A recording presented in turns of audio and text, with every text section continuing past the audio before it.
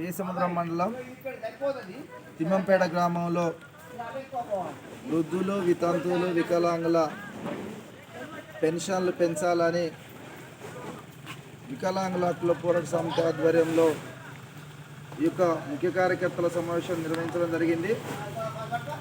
దీంట్లో భాగంగా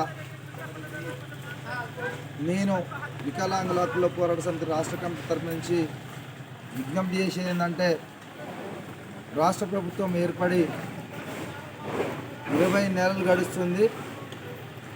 అధికారంలోకి రాకముందు 2000 పెన్షన్ 4000 చేస్తామని, 4000 పెన్షన్ 6000 చేస్తామంటే వికలాంగులు, వృద్ధులు, వితంతువులు, చేయుత పెన్షన్దారులందరూ కూడా ఆశపడి ప్రభుత్వం అధికారంలోకి వస్తే మా పెన్షన్లు డబుల్ అవుతాయనే ఆలోచనతో కాంగ్రెస్ ప్రభుత్వాన్ని గెలిపించడం జరిగింది. కాబట్టి ఇప్పటికైనా రాష్ట్ర ప్రభుత్వం స్పందించి వెంటనే చేయుత పెన్షన్దారులది 2000 పెన్షన్ 4000, 4000 పెన్షన్ 6000 చేయాలని వికలాంగుల హక్కుల పోరాట సమితి రాష్ట్ర కమిటీ డిమాండ్ చేస్తూ, నా పేరు గౌడపాక శంకర్, వికలాంగుల హక్కుల పోరాట సమితి రాష్ట్ర ఉపాధ్యక్షుడు. అందరికీ ధన్యవాదాలు.